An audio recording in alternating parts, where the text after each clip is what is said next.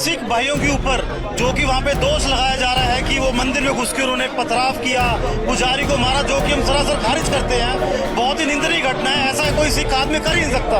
वो ISI की साजिश है, हम तो यही कहेंगे। आप इसमें देख सकते हैं हिंदू सिख ग्लोबल फोरम के अम्ब्रेला के अंडर इस समय प्रोटेस्ट मार्च करने जा रहे हैं और आप देख सकते हैं 3 मूर्ति पर इकट्ठा हुए हैं और इनकी मूवमेंट जो है कैनेडियन एम्बेसी की तरफ हो रही है और एक साथ देखिए ये नारे लगा रहे हैं कि कौमी एकता जिंदाबाद। ये कह रहे हैं कि कुछ एजेंसियां कोशिश कर रही हैं कनाडा में सिखों और हिंदुओं के बीच में दरार पैदा करने की, लेकिन अपने मकसद में वो बिल्कुल भी कामयाब नहीं होंगे क्योंकि हिंदू और सिख एक है जो हिंदुस्तान के लिए जीते हैं और हिंदुस्तान के लिए मरते हैं। और एक बार फिर से आप देख सकते हैं किस तरीके से औरतें, बच्चे, सब तबके के लोग यहाँ पे आपको नजर आएंगे। और कहा जाता है कि अगर आप सोचते हैं कि जो खालिस्तानी वहां पे अटैक कर रहे हैं पगड़ी पहन के, दस्तार पहन, सरदार दस्तार से नहीं बल्कि सरदार अपने किरदार से जाना जाता है। और आप देख सकते हैं कि किस तरीके से ये सरदार का किरदार है, यानी कि वो एक मस्ती, यानी कि एक ऑपरेशन के खिलाफ आवाज उठाता है। कहते हैं कि गुरु गोविंद सिंह जी कहते हैं कटा दूंगा कल तक मैं बाकी के जहां तक रह जाऊंगा अकेला, मैं घर को लुटाकर कभी बेटे वारे कभी वारा वालिद, इस तरह से कौम का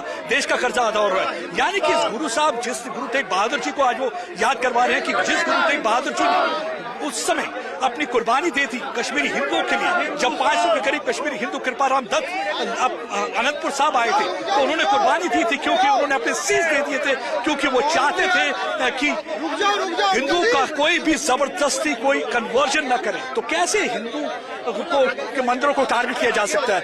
और आप देख सकते हैं इस समय तिरंगा हाथ में लिए, यानी कि आप सिख को हिंदुस्तान से बाहर तो ले जा सकते हैं लेकिन हिंदुस्तान को सिख के दिल से नहीं निकाल सकते। ये एक पैगाम दे रहे हैं यहाँ पे, आप देख सकते हैं सब यहाँ पे मिलकर। और आप इनसे बातचीत करने क्या कहना चाहेंगे आज के दिन जो पैगाम? आज हम सारे लोग सिख लोग इकट्ठा हुए हैं यहाँ पे, हमारे सिख भाइयों के ऊपर जो कि वहाँ पे दोष लगाया जा रहा है कि वो मंदिर में घुस के उन्होंने पथराव किया, पुजारी को मारा, जो कि हम सरासर खारिज करते हैं। बहुत ही निंदनीय घटना है, ऐसा कोई सिख आदमी कर ही नहीं सकता। वो ISI की साजिश है, हम तो यही कहेंगे, क्योंकि एक सिख गुरु तेग बहादुर जी ने जिनके धर्म के लिए कुर्बानियां दी, कोई सिख आदमी सोच भी नहीं सकता कि मंदिर में घुस के पुजारी के ऊपर हमला करे। क्या लगता है आपको ये दरार पैदा करने की पूरी कोशिश की जा रही है? नहीं, ऐसा कुछ भी नहीं है। हम ये कह रहे हैं कि हम सब एक है शुरू से और एक ही रहेंगे। ये चीजें जो मैसेज जो जा रहा है सरकार की तरफ से, वहाँ की उनको सरकार को हम जागृत करना चाहते हैं, ट्रूडो सरकार को, कि जो आप कर रहे हैं बिल्कुल गलत है। हम शुरू से एक थे और एक ही रहेंगे क्योंकि हमारे सिखों ने कभी चीजें की नहीं है, ना ही हमारे। उनका कहना है कि ट्रूडो सरकार अपने मकसद में कभी कामयाब नहीं होगी क्योंकि आप देखिए किस तरीके की ओछी राजनीति की जा रही है, केवल कुछ वोट्स के लिए, वोट्स के खातिर जो राजनीति की जा रही है। इनका कहना है कि सिख और हिंदू एक है और एक रहेंगे, क्योंकि अगर आप सरहद पर भी देखते हैं कि आप देखेंगे कि लाखों की तादाद में सिख जो है सरहद पर खड़े रहते हैं, चट्टान की तरह रहते हैं, अपने सीने पर गोली खाते हैं ताकि जो हिंदुस्तान का जो तिरंगा है हमेशा लहराता रहे। तो वो सिख कभी भी हिंदुस्तान की डिसइंटीग्रेशन के लिए कभी काम नहीं करेगा। और यही पैगाम आप देख सकते हैं यहाँ पे जो दिख सकते हैं, ये जो दस्तार है ये हिंदुस्तान को रिप्रेजेंट करती है। ये वो सिख है जो हिंदुस्तान के लिए जीता है, ये वो सिख है जो हिंदुस्तान के लिए मरता है, ये वो सिख है जो हिंदुस्तान को अपने दिल में लेकर घूमता है। और ये इनका कहना है कि जो चंद खालिस्तानी वहां पे जो पाकिस्तान के भाड़े के टट्टू है, जो पाकिस्तान की कुछ चंद पैसों के लिए वहां पे आके ऐसी हरकतें करते हैं, वो सिख नहीं हो सकते क्योंकि सिख, गुरु गोविंद सिंह जी का सिख हमेशा ऑपरेशन के खिलाफ लड़ता है। गुरु गोविंद सिंह जी का सिख कभी भी ऑपरेशन नहीं हो सकता। मैं इनसे भी बातचीत करने की कोशिश करूंगा। आवाज दो, हिंदू सिख एक है। क्या पैगाम है जो आज के दिन आपका? पैगाम ये है कि छोटी ओछी राजनीति में कनाडा वाले ये हरकतें ना करें।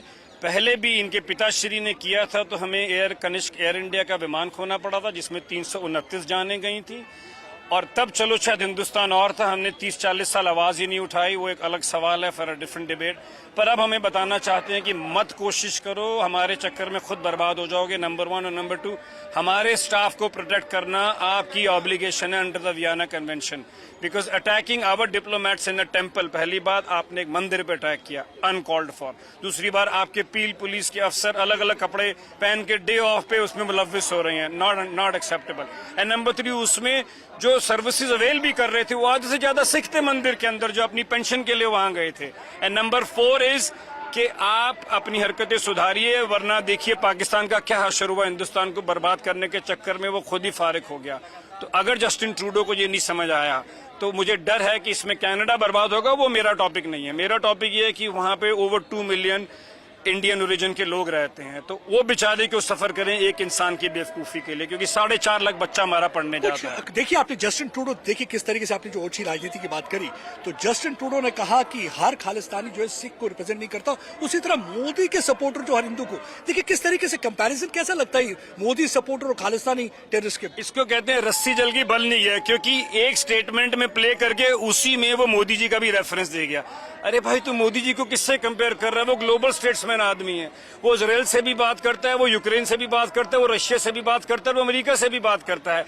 तो देखिए किस तरीके से रस्सी जल गई थी लेकिन बल नहीं गई है। उसको ठोक के बोलना चाहिए कि 40 साल से हमारे अंदर ये कैंसर फैला हुआ है, इस चक्कर में 2 रिलेशनशिप खराब हो गए। $85 बिलियन के हमारे पास पेंशन फंड्स हैं, $8 बिलियन का ट्रेड है, तो इसको अंग्रेजी में बोलते हैं पायरोमेनी है, जो खुद ही का घर जला रहा है। और मुझे समझ नहीं आती एक बार कि सिख कौम इतनी छोटी है और बहुत सारे मीडिया वाले लोग एक गलत बात नहीं समझ पा रहे हैं कि सिख में सारे सिख नहीं देते उसको वोट, वो 2-4% हैं। तो 2-4% के लिए अगर वो अपनी सीट गंवा रहा है, अब तो पार्टी भी उसे बाहर निकाल रही है, तो उसे कूटनीति तो छोड़ो, उसे राजनीति भी नहीं करनी आती। 2024 का हिंदुस्तान कैसे देखते हैं ये? 2024 का हिंदुस्तान देखते हैं ऐसे कि अब हम नहीं सहेंगे, हमें हमारी जगह पता है। दुनिया ने अगर आगे बढ़ना है तो हिंदुस्तान 5th लार्जेस्ट इकोनॉमी है, 3rd होगी। आप हिंदुस्तान के बिना कोई इकोनॉमी आगे नहीं। ऐसे सिख क्या पैगाम देना चाहेंगे उन खालिस्तानियों को? मैं वो वर्ड भी नहीं यूज करता कि वो एक्सट्रीमिस्ट किस्म के लुच्चे लोग हैं जो ऑल नेफेरियस, वो ड्रग में, प्रोस्टिट्यूशन में, बॉर्डर के आसपास इमिग्रेशन के स्कैम में है। उनका सिख कौम से कोई लेना देना नहीं, क्योंकि जिसको सिख समझना है वो यहाँ सीज गन चला जो उसको समझ आ जाएगा। गुरुओं ने बच्चे मार दिए और ये जाके वहां पे पगड़ी पहन के नाम बदनाम कर रहे हैं। तो सिंह साहब, हर पगड़ी पहनने वाला सिख नहीं होता जब तक आप सिख मर्यादा से और गुरु ग्रंथ साहब के हिसाब से नहीं चलेंगे। देश शिवावर मोहे हुए शुभ कर्मन से कभू न डरूं अरसों जब जाए लड़ूं, निश्चय कर अपनी जीत करूं। और ये अपना दृढ़ निश्चय उन्होंने बना लिया है कि हिंदू और सिखों की एकता के बीच में कोई भी दरार पैदा नहीं कर सकता और हिंदू और सिख एक साथ मिलकर इन आतंकवादी संगठनों के खिलाफ लड़ेंगे, आवाज उठाएंगे और ट्रूडो को भी बता देंगे कि अगर हिंदुस्तान को डिसइंटीग्रेट करने के कहीं आप खाब देख रहे हो अपनी ओछी सियासत के लिए, आप अपने मकसद में कामयाब नहीं होंगे। इस समय आप देख सकते हैं कि किस तरीके से यहाँ पर पुलिस तैनात है, पूरी तरह से एरिया की बैरिकेडिंग कर दी गई है, क्योंकि साथ ही में कैनेडियन एम्बेसी है और ये जो प्रोटेस्टर थे कनाडा एम्बेसी के बाद आज प्रोटेस्ट करना चाहते हैं, लेकिन सुरक्षा को मद्देनजर रखते हुए पुलिस पूरी तरह से यहाँ पे तैनात है। वो चाहती नहीं कि यहाँ पे या इनको वहां कैनेडियन एम्बेसी की तरफ जाने दिया जाए, लेकिन पैगाम यहाँ के हिंदू और सिखों ने मिलकर दे दिया। हमने 2-4 दिन पहले भी देखा था जब ब्रैम्पटन में टेंपल पर अटैक हुआ था, उसके बाद भी हिंदू और सिख एक साथ मिलकर वहां पर प्रदर्शन किया था कनाडा की धरती पर, और आप भारत की धरती पर पैगाम दे दिया कि हम हिंदुस्तानी एक हैं। और जो कहते हैं कि बटेंगे और कटेंगे, मेरे ख्याल से पैगाम साफ है। मतलब एक साथ रहेंगे तो बिल्कुल हम एक साथ रहेंगे तो हम एकजुटता के साथ जो है भारत को मजबूत करेंगे।